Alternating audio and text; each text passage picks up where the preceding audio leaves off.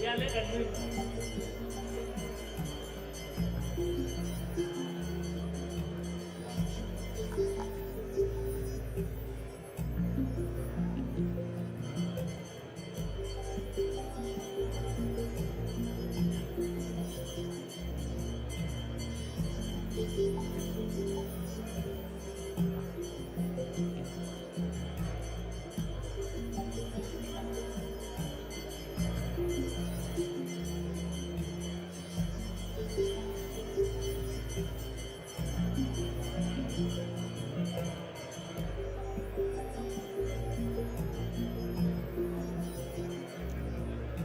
Speaker of the National Assembly.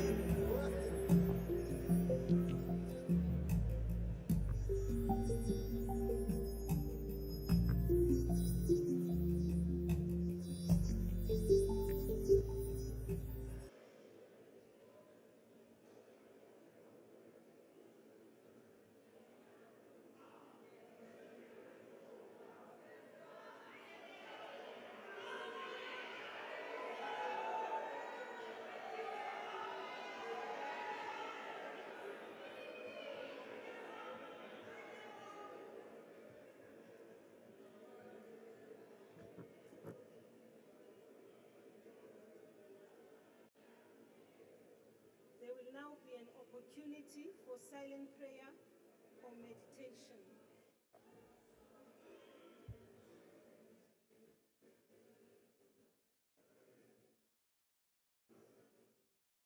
Please be seated.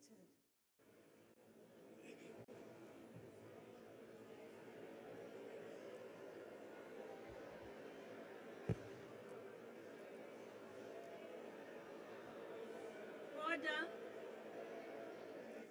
Order.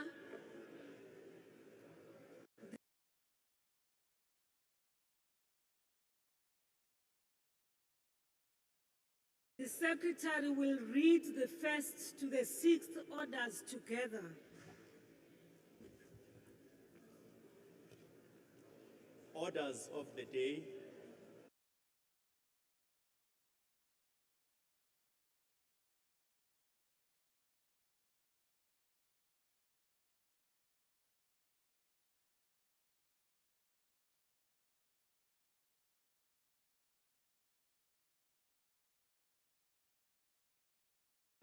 Medium-term budget policy statement.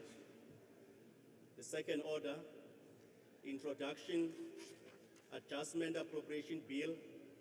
The third order, introduction, rates and monetary amount and amendment of laws bill. The third one, taxation laws amendment bill. The fifth one, introduction, Eskom debt relief amendment bill. The sixth one, introduction, revenue laws amendment bill. I now recognize the Honorable the Minister of Finance.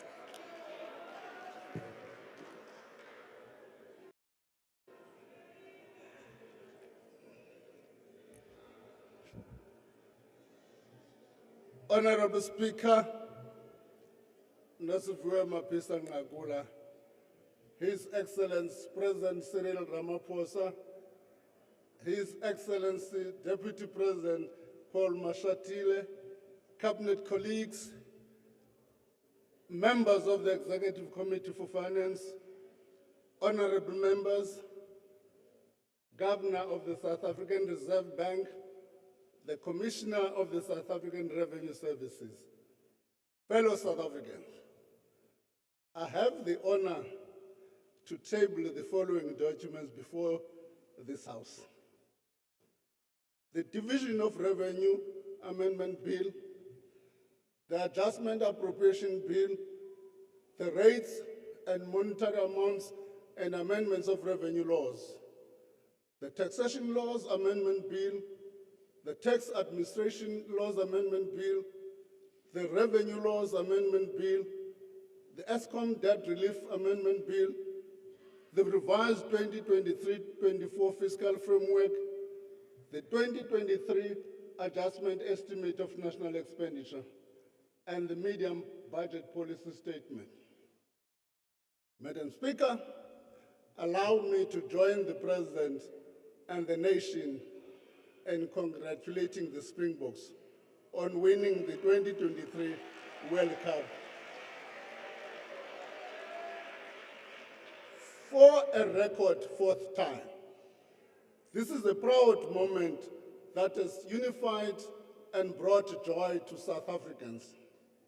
Thank you, Mapoko, for reminding us that with preparation, commitment, unity, and resilience, you can conquer any adversity.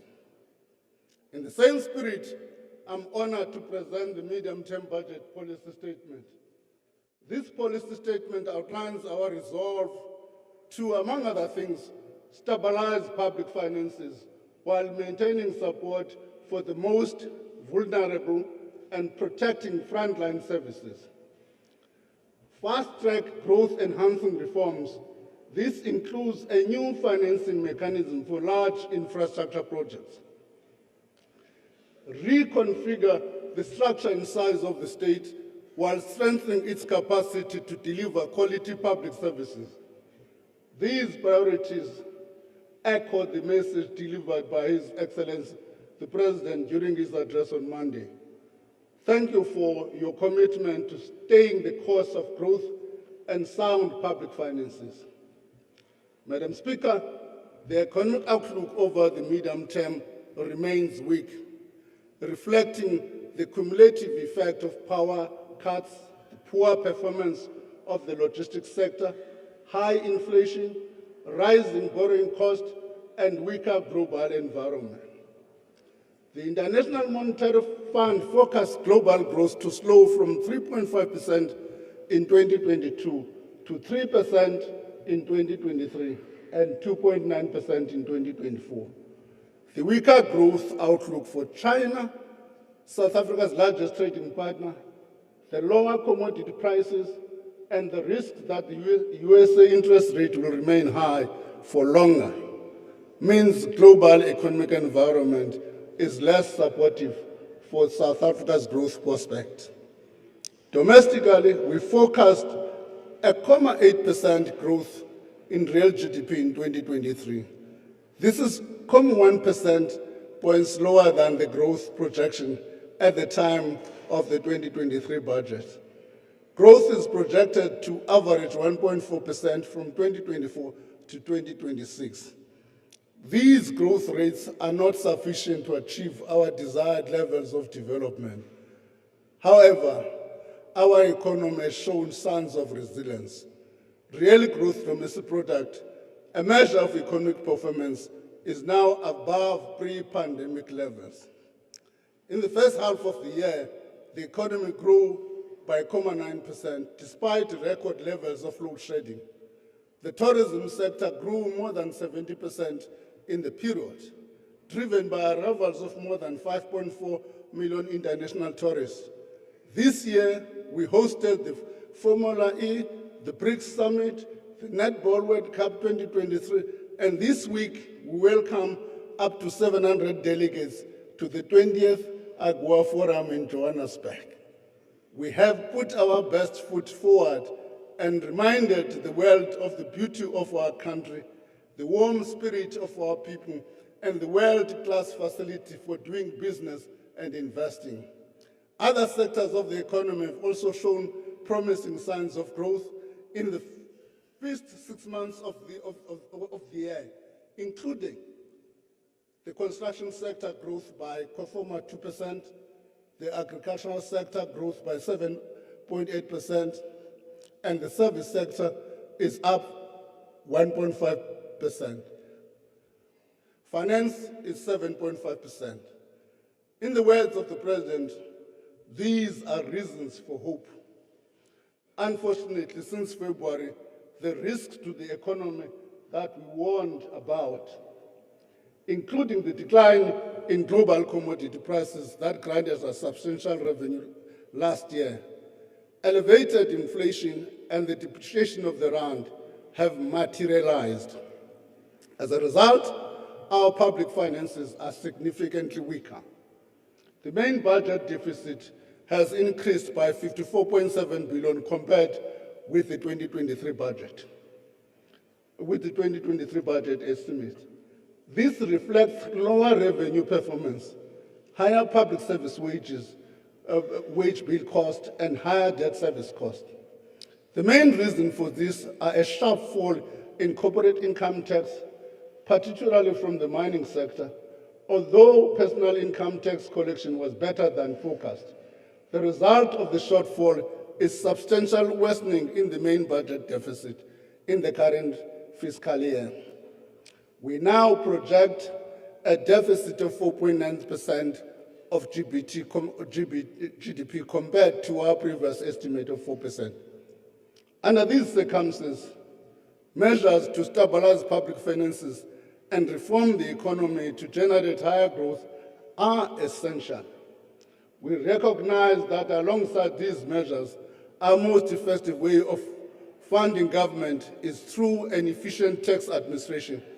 And by broadening the tax base, SARS will continue its focus on enforcing compliance in areas such as debt collection, fraud prevention, curb illicit trade, voluntary disclosures, and encouraging honest taxpayers to comply voluntarily. Every additional round of revenue collected is 1 rand less which have to be borrowed. Madam Speaker, allow me to frame our fiscal challenges as follows. Government spending exceeded revenue since the 2008 global financial crisis. These rising annual budget deficits have reached an extent where the government will have to borrow an average of 553 billion per year over the medium term. As a result of gross debt rising from 4.8 trillion in 2023-24 to 5.2 trillion in the next financial year. By 25-26, it will exceed 6 trillion mark. We now expect gross government debt to reach 77% of GDP by 25-26. This is higher than the level we forecast in February. Over the next 3 years, debt service costs as a share of revenue will increase from 20.7% in 2023 to 22.1% in 2026-27. The cost or interest of this debt for the next year alone amount to around about 385.9 billion. Over the MTF, interest costs amount to about 1.3 trillion. This is more than we spend on police, education, or health. It is important, however, to point out that our debt levels and rising debt service costs are not problems in and of themselves.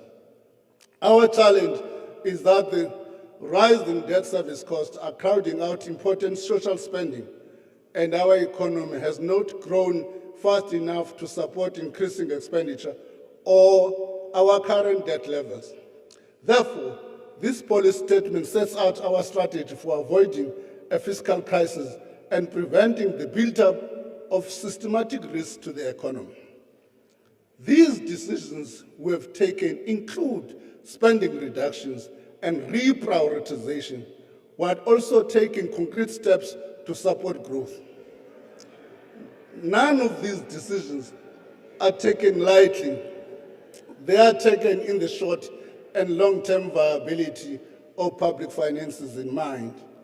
And in the interest of balance and inclusive growth, Madam Speaker, inefficiencies and wastages of scarce public resources is limiting our ability to effectively support service delivery and economic growth. In this regard, the medium-term budget policy statement announces that action is being taken to review and reconfigure the structure and size of the state in line with the President's commitment in the 2023 State of the Nation Address. A joint plan to review government departments, entities, and programs over the next 3 years is being prepared. This plan will address overlapping mandates and functions, including public entities, and ensure that we create standards for more sustainable remuneration of executives that serve public entities receiving transfers from the fiscal. We also intend to leverage this plan to better direct our scarce resources to priority areas. The President will make further announcement in this regard in due course. We understand that lowering debt and the budget deficit alone is not enough. It is for this reason that our fiscal strategy in this medium-term budget policy statement prioritizes reforms aimed at strengthening gross domestic product growth. To this end, excluding interest, funding for capital projects remains the fastest growing item by economic classification. I must repeat this. To this end, excluding interest, funding for capital projects remains the fastest growing item by economic classification. Furthermore, we are introducing a new mechanism for improving the pace of delivery of capital projects. The medium-term budget policy statement also recognizes that government must respect the budget constraint to preserve sustainability of government services that are being crowded out by debt service costs. We propose a strategy of targeting spending adjustment based on policy priorities and a reconfiguration and rationalization of the state, which includes closing or merging ineffective entities and programs, and enhancing complementarity of its functions. Madam Speaker, the poor revenue performance requires an adjustment to spending both in year and over the medium term. In the current financial year, spending has been revised downward by 21 billion. This is still below prevailing underspending levels by department and institution, which average 32 billion per annum over the past 3 financial years. For the 24-25 and 25-26, the reductions are 64 billion and 69 billion respectively. These are based on current revenue projections and do not take into account future revisions to revenue forecast. The implications of these adjustments will be partially offset by departments implementing the cost containment guidelines issued by National Treasury, implementing control measures on payroll systems in line with the directive issued by the Department of Public Service and Administration, as well as implementing recommendations from the spending reviews conducted in the past 2 years, fiscal years. Government has made strategic decisions to allocate funds to frontline sectors such as health, education, and police services. Additional funding of 24 billion this year and 74 billion over the medium term will be used to fund the 2023-24 wage increases and the associated carry-through costs in these sectors. 34 billion is allocated to extend the COVID-19 social relief of distress grant by another year. Over the medium term, a provisional allocation is retained while a comprehensive review of the entire social grant is finalized. The Presidential Employment Initiative will be extended for another year through repurposing a portion of funds from existing public employment programs, such as the Extended Public Works Program and the Community Works Program. A comprehensive review of public employment program is underway. Honourable members, the division of revenue is an important tool for equitable allocation of funds to provinces and municipalities. Over the next 3 years, government proposes allocating 48% of available non-interest spending to national departments, 42% to provinces, and 9.9% to local government. We acknowledge the pivotal role of local government in delivering effective services to communities. We also recognize that the provincial and municipal spheres are under pressure to meet increasing infrastructure demands. The government remains dedicated to support the sustainability and financial stability of our municipalities. Let there be no doubt, effective local governance is the bedrock of service delivery. Equally, financially stable municipalities are the foundation of our nation's economic prosperity. With this in mind, I want to briefly address one of the most pressing issues facing our nation: water provision, water management, and the state of our water treatment systems. Over the years, we've seen the impact of poor water management leading to polluted water sources and limited access to clean water for our citizens. This has largely been caused by dysfunctionality of many of our municipalities. To address this challenge, the government is making changes to the conditional grants, starting with the Urban Settlement Development Grant, the Integrated Urban Development Grant, and the Municipal Infrastructure Grant. These changes include reconfiguring of grants and revising the grants conditions to align them with the green drop, blue drop, and no drop assessment relaunch by the President as part of efforts to ramp up the performance of water service authorities. In addition, we will be working with local government and the Department of Corporate Governance and Traditional Affairs to develop a new funding model so that municipalities can continue to earn revenue through the transition to more self-generation of electricity by firms and households. Maybe let me explain this a bit. With the deregulation of the electricity industry, a large number of municipalities rely on electricity as a revenue. With the provision of generation by private companies, that is likely to have a major impact on the revenue sources for municipalities. What that means, we need to relook as to what other sources of revenue for the municipalities will look like. To cater for the growing pressure imposed by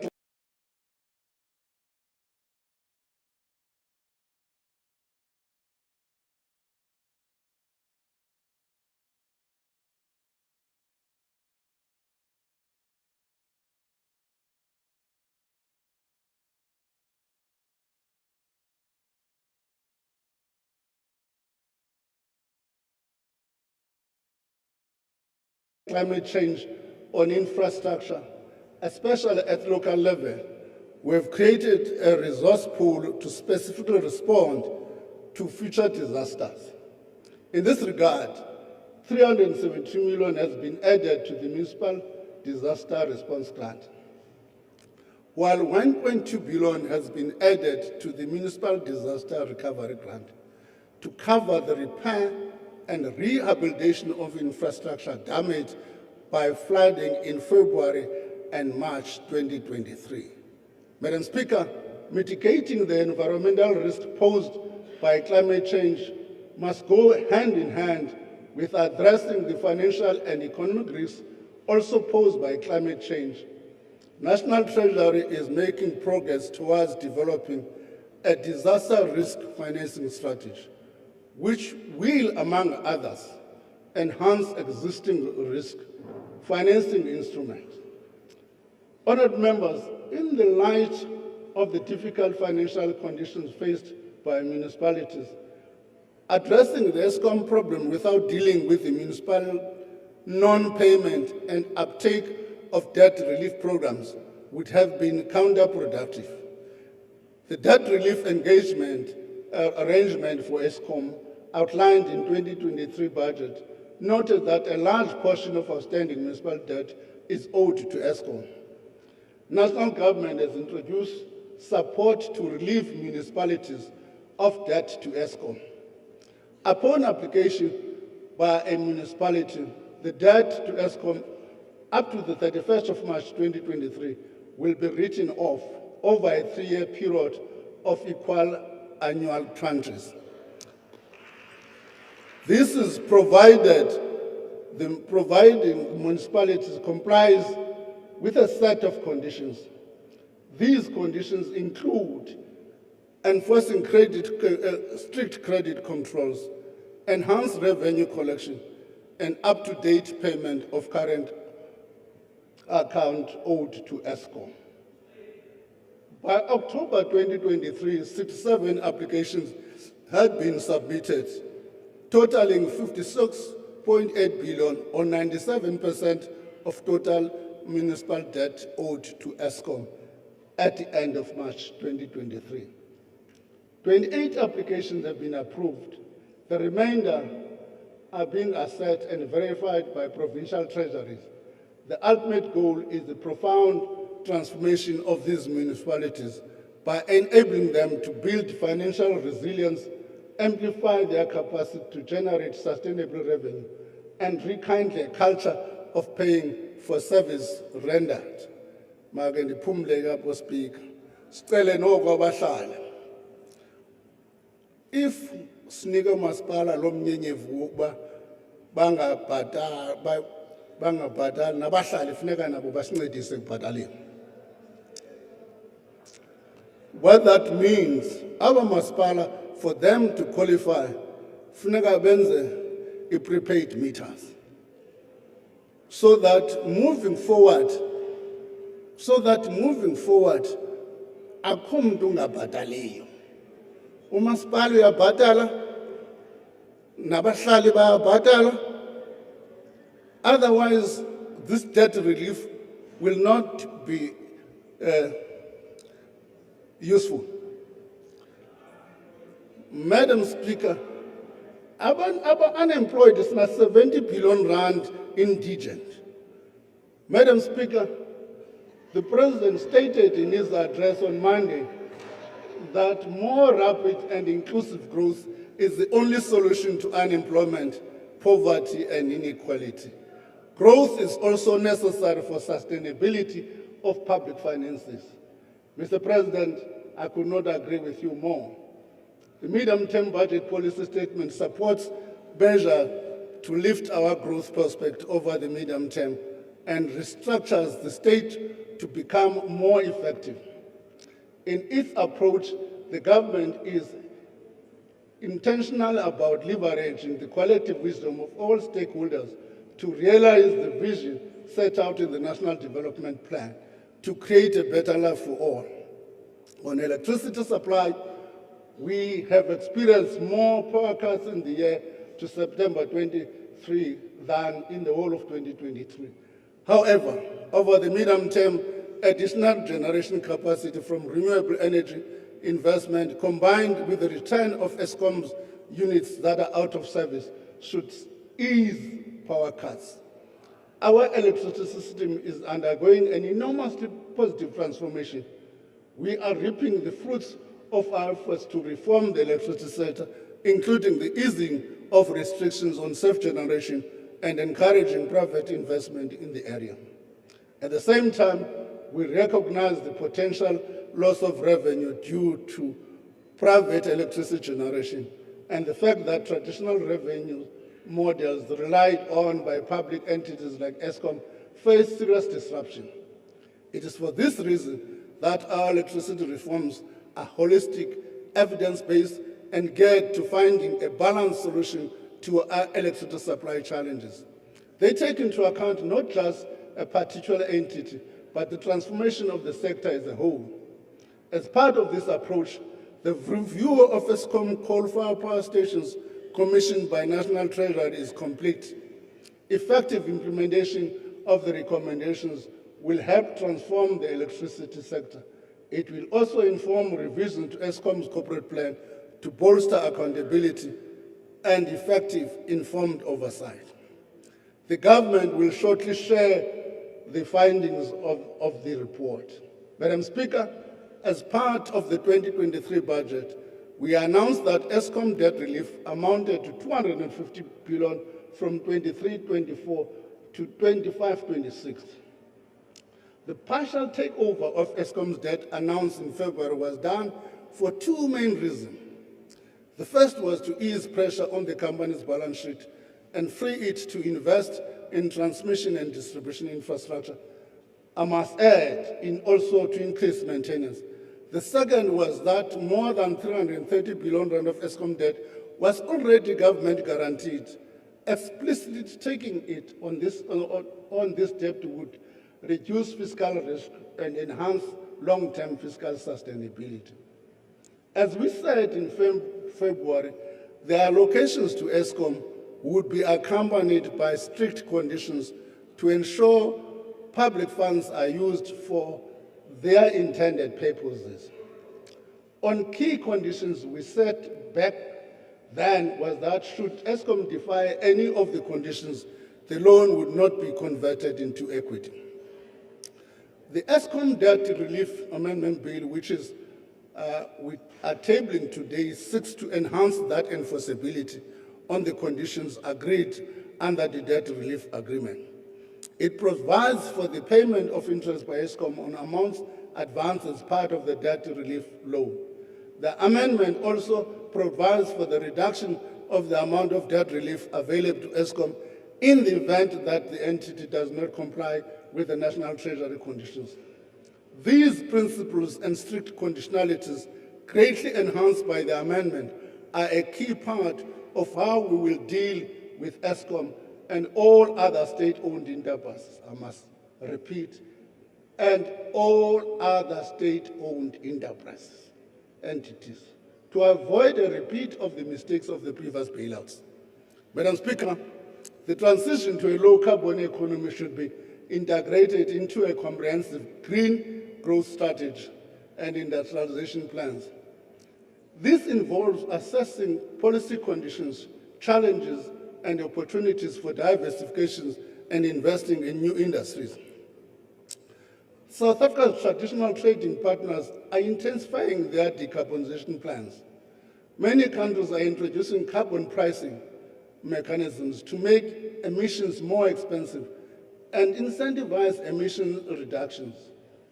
In automotive, a major export and source of employment, the transition to new vehicles poses an existential threat to South Africa's vehicle production.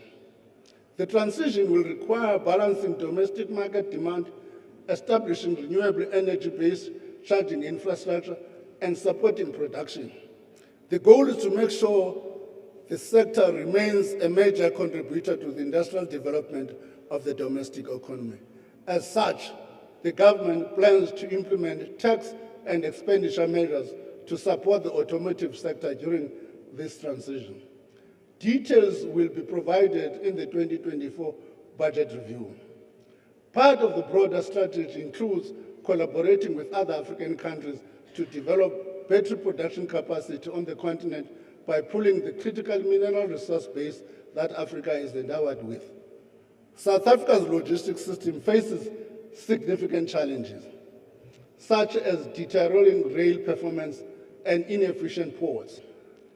Rail underperformance is estimated to have cost up to 5% of GDP in 2022, with losses in the region of 50 billion in the mineral sector alone. Given the scale of the challenges, the National Logistic Crisis Committee was instituted to broaden the reforms in the sector and prioritize reforms aimed at resolving the immediate crisis, while also addressing the structural aspects hampering the sector. This approach is consistent with the key lessons from our reform of the electricity sector that resolve these challenges must be transforming the sector, not trying to save an entity.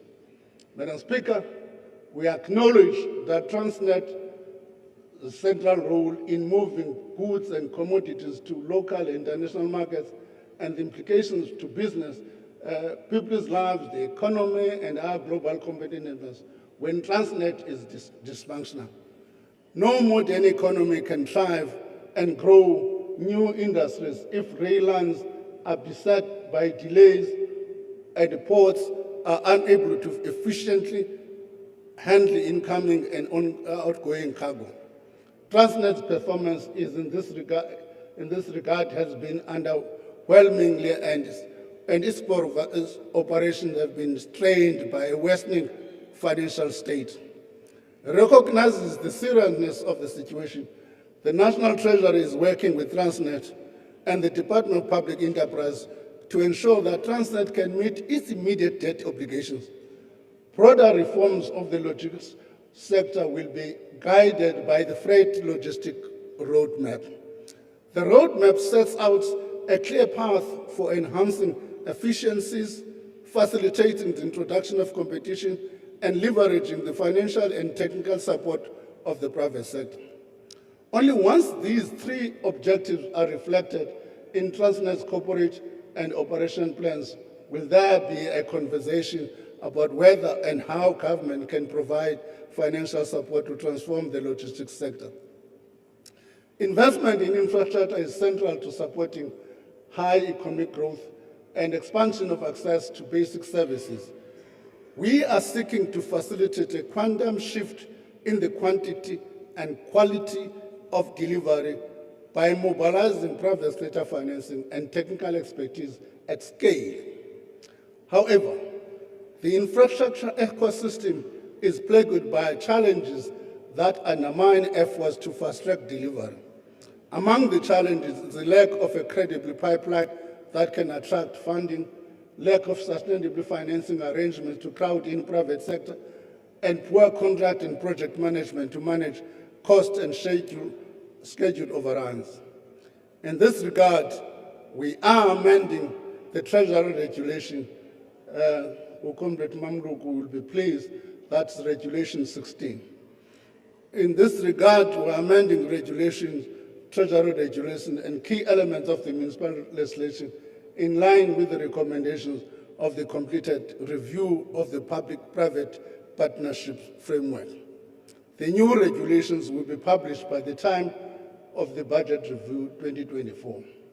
We are also establishing an infrastructure financing and implementing support engines that will systematically address the need to crowd in private sector finance and expertise into the public infrastructure program.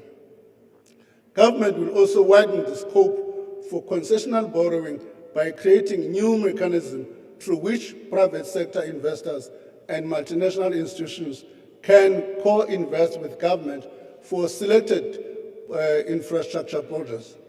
These will include the use of build, operate, and transfer structures, PPPs, and concessions, and the application of front-loading mechanism with provincial conditional grants, which now allows for it. By the way, we have started piloting the front-loading.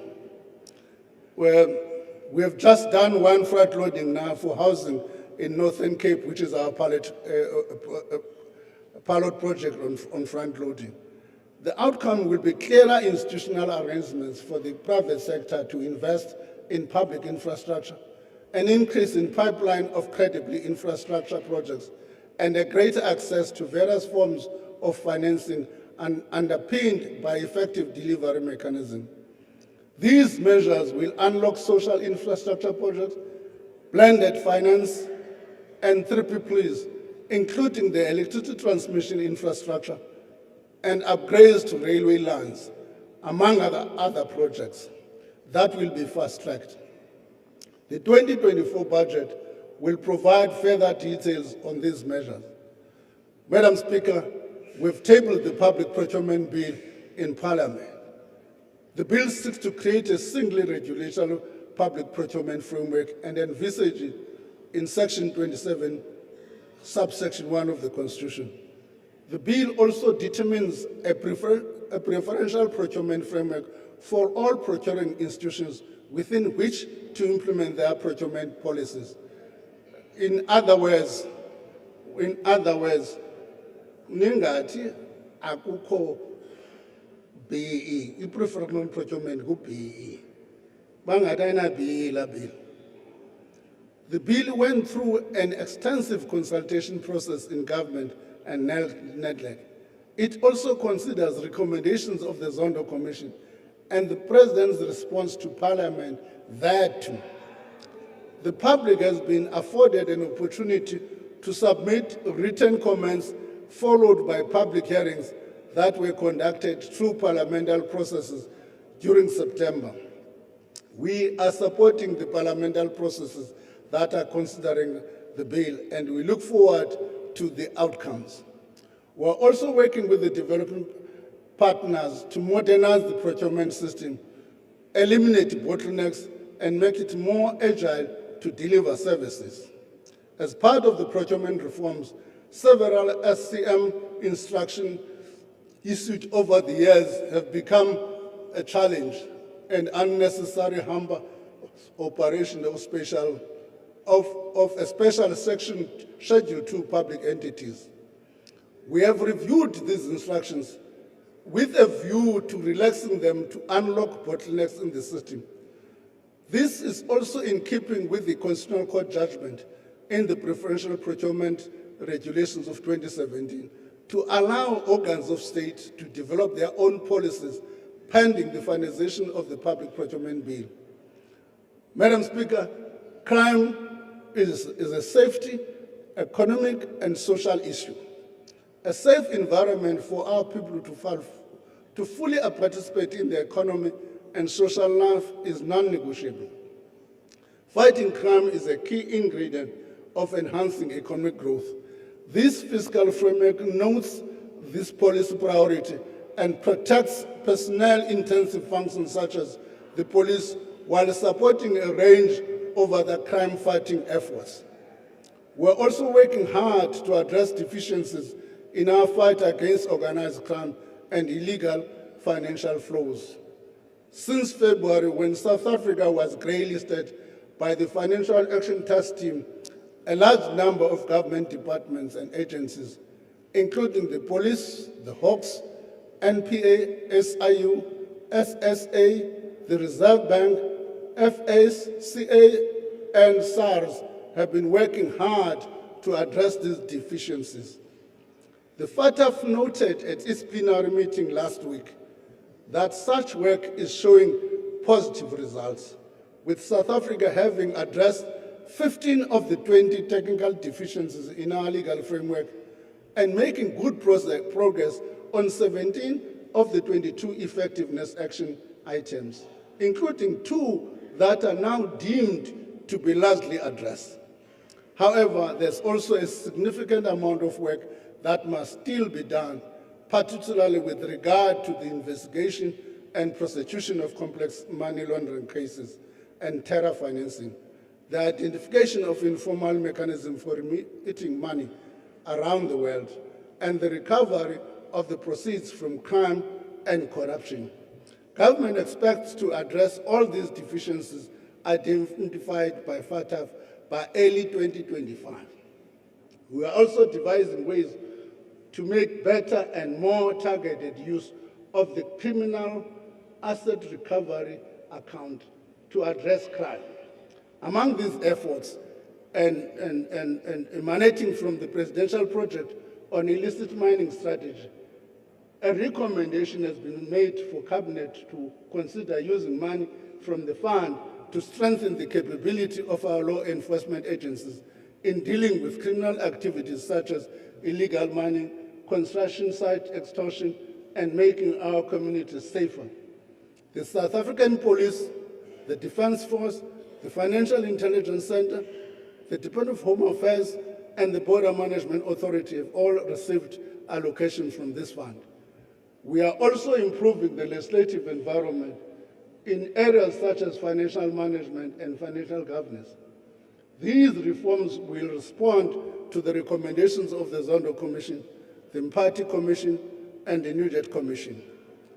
I will shortly table an omnibus bill for public consultation, which will include key amendments to various pieces of legislation, including the Public Finance Management Act of 1999, the Municipal Finance Management Act of 2003, the South African Revenue Service Act. Madam Speaker, the lived experience of many South Africans do not reflect our development ideals. The expectation of a vibrant, inclusive, sustainable economy that works for all South Africans is not a perpetual quest to aspire to. It is a reasonable and achievable endeavor. For its part, this medium-term budget policy statement expresses government's commitment to stabilize the foundation upon which this economy lies. In summary, the medium-term budget policy statement commits government to continue to support the economy, stabilize public finances, and protect the social wage. We do this by fast-tracking the implementation of structural reforms, key being the electricity and logistics sectors, to lift our growth prospects, adopting prudent fiscal stance that support growth, promotes investment, and prevents the buildup of systemic risks to the economy. Directing scarce fiscal resources towards the key priority areas, including frontline services and social protection, while reducing inefficiencies and wastage. Drawing inspiration from the Spring Groups, I'm convinced that we are united and remain committed to this strategy that will lift up our growth prospects. We leverage the power of the collective. We persevere in this difficult environment. We will come out victorious. I'm grateful to the President, Deputy President for their continued support and leadership. And thank you to the Deputy Minister of Finance and National Treasury team led by the brand new Director General, Dr. Duncan Peterson. I would like to thank Mr. Ishmael Momoinite for his sterling contribution during his 29 years of service in the National Treasury in many roles, most recently as Acting Director General. His commitment to sustainable, transparent and accountable public finances and the values of our Constitution is an example for all of us. Thank you to the Commissioner of South African Revenue Services, the Governor of the South African Reserve Bank. Thank you to many colleagues in the Ministers' Committee on the Budget and then the Budget Council who shared the heavy load of tough decisions that we make to maintain sustainable public finances. To Parliamentary Committee of Finance, whose whip had the bestest birthday yesterday. To the Appropriation and Public Accounts, I express my sincere appreciation. To my wife and family,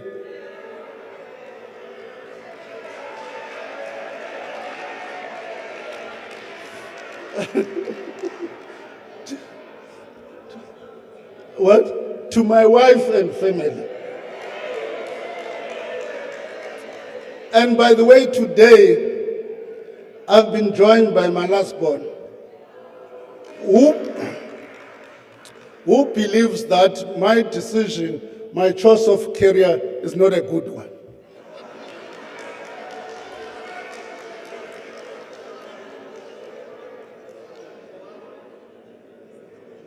I decided to invite him. I don't know whether after this interaction, what his views will be about my choice of career. Thank you very much. Diabule. Eyakuka ekachalbombe kwekwengu.